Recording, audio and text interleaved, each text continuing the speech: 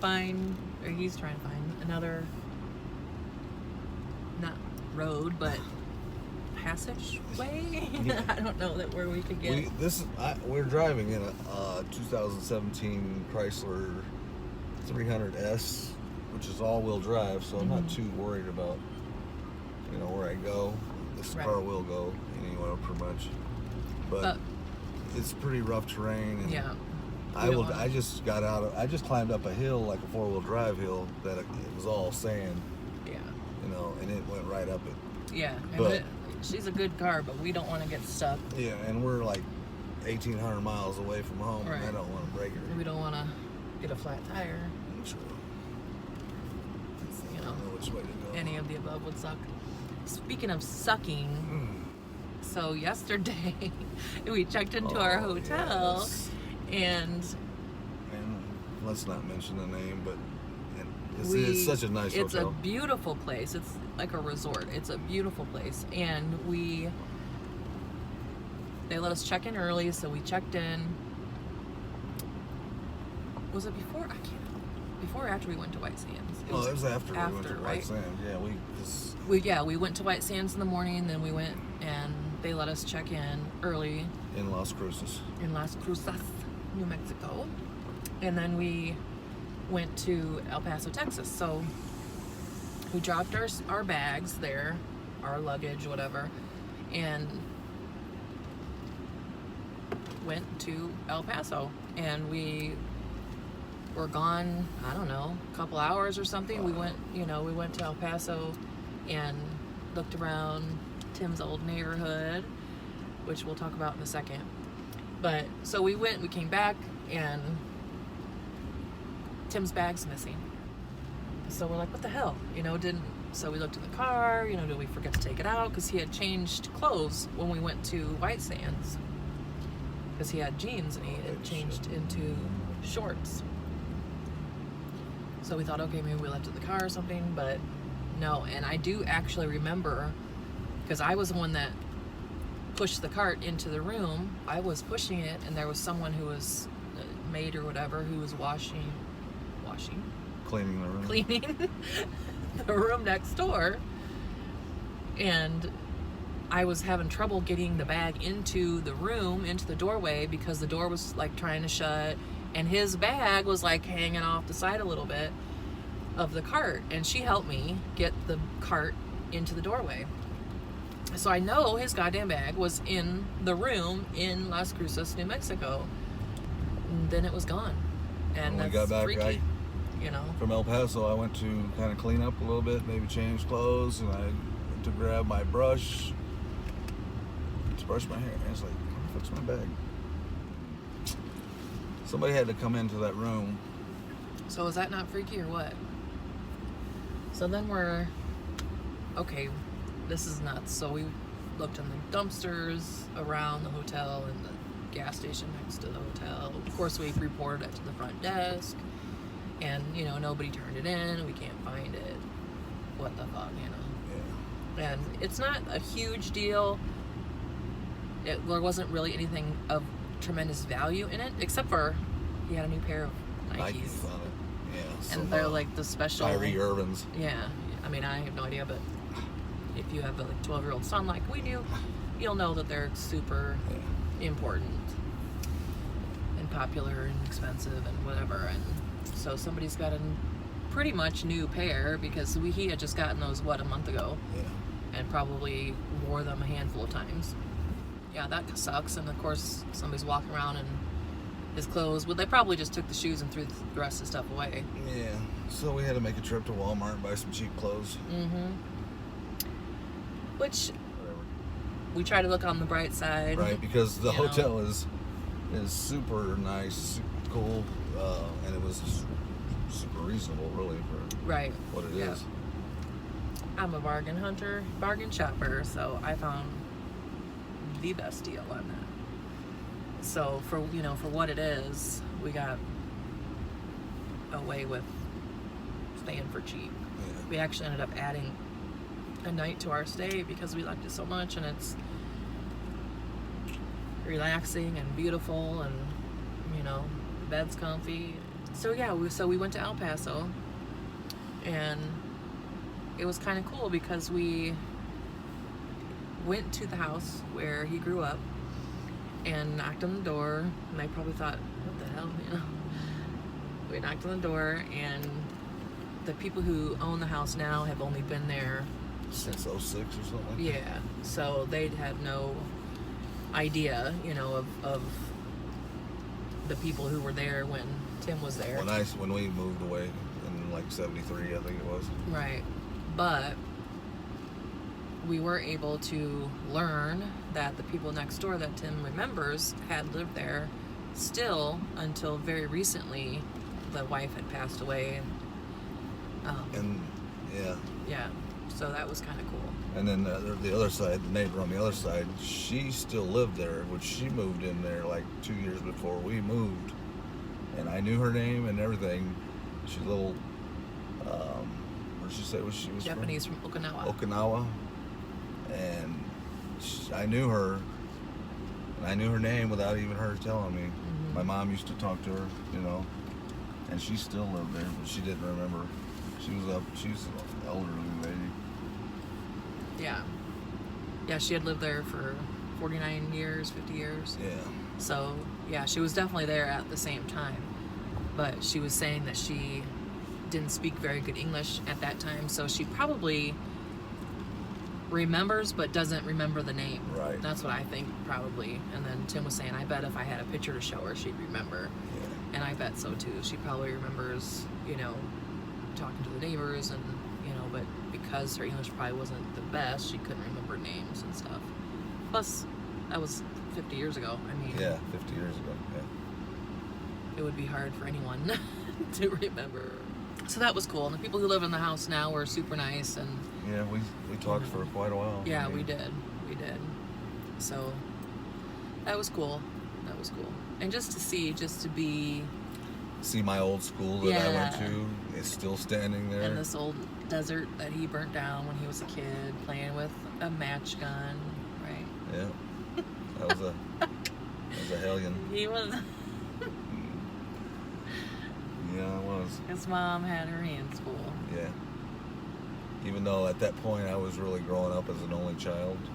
I have an older brother and an older sister, half, you know, which was already out of the picture. Our sister was married, and brother was in reform school or something like that. So yeah, his parents had him at very late, Yeah. late. Like your dad was like 50, right? Yeah. So that's very late. So unfortunately, you know, I'll never get to meet them or anything. Pretty sure. Let's see. I'm pretty sure my mom and dad's. Let's see.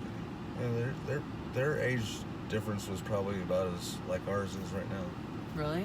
Yeah. Yeah. My dad was born in 1909, and my mom was in 1928. So yeah, it's almost exactly. How funny. Yeah. Yeah, almost exactly. Yep. So that is so funny. 1909, 1928, 1959, 1978.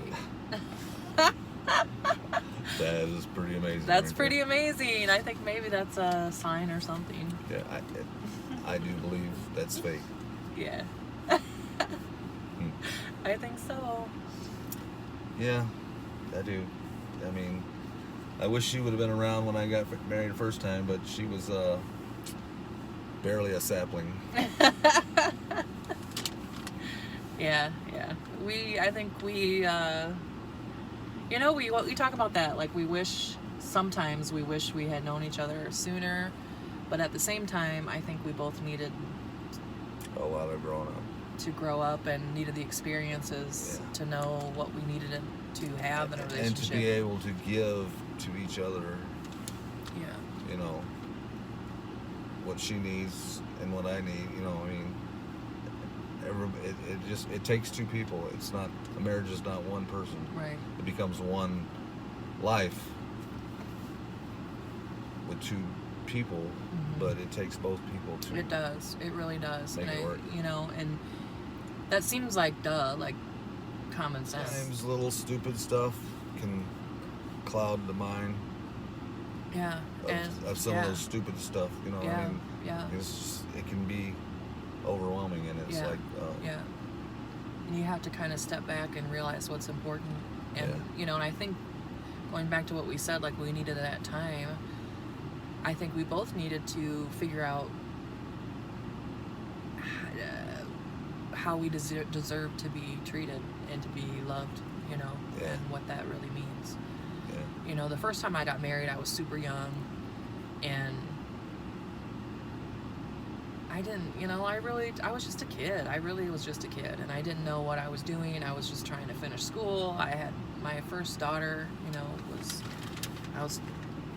actually had her before we got married, and, you know, I was just trying to figure it out, you know, and we just grew apart, basically.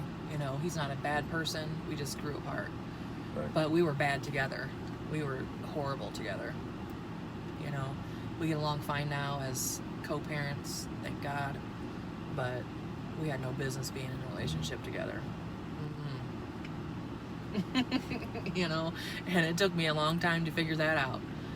You know, and then even after I did figure it out, I had this guilt thing, and I think us moms do that. Like, I had this guilt that I just didn't want my kids to be from a broken home.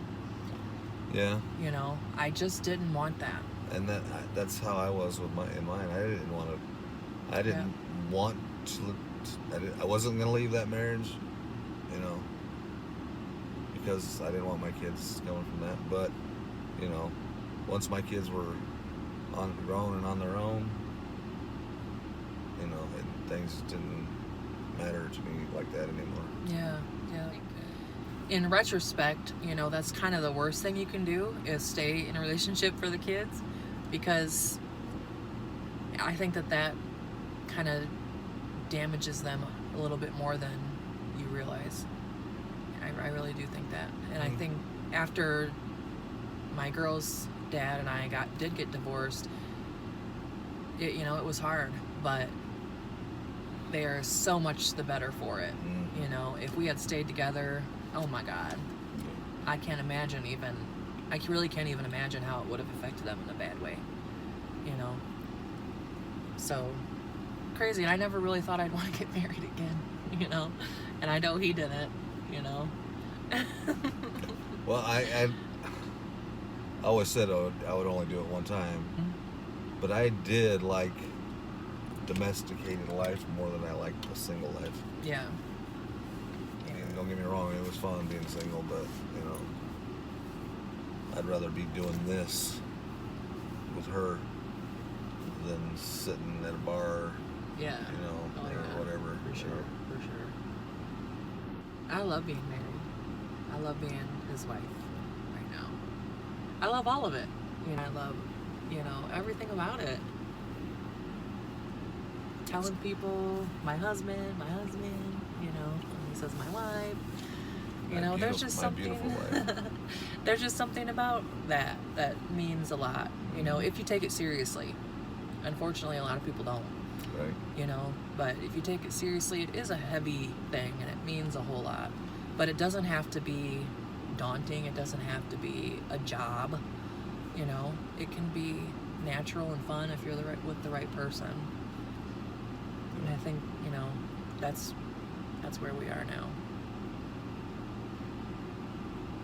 And we're lucky. We are. We enjoy being with each other all the time. Yeah, and it's kind of crazy. It is crazy. And I'm moody. I'm not gonna lie. But Yes. she can usually navigate through my moods and make me smile at the end of the day. Yeah. I mean, he's a Gemini. Yep. I am. In every sense of the word.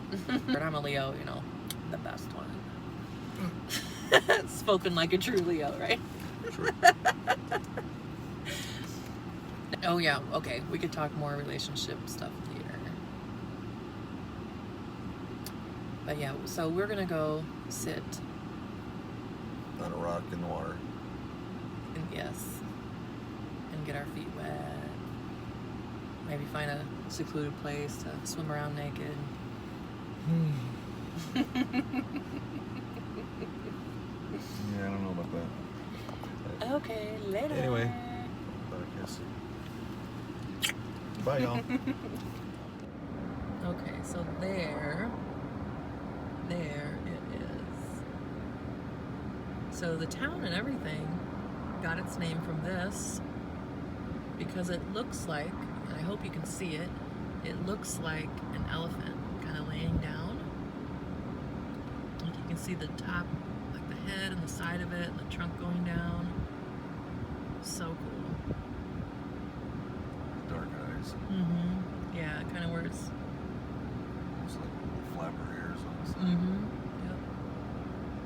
Gorgeous. Gorgeous. I'm sure it's, you know, changed somewhat because of erosion and whatnot. Slowly pan around here. Yeah, it's beautiful and it's pretty big. It's a pretty big park, pretty big area. See that mountain where the butte is? I bet it has every bit of 25 miles across from the last edge of the water. See where the edge of the water Right, is to right, the mountain. right. I'm betting that's probably 25 miles or so, or 20 miles, or 15 miles, or something like that. It's Right. not just right there. No. It's very deceiving. It's a very large mountain. Be able to be near this, live near this, that's what we want. We want to be able to wake up to mountains and buttes and cacti and all that kind of stuff. Road runners, yeah. Cliffs.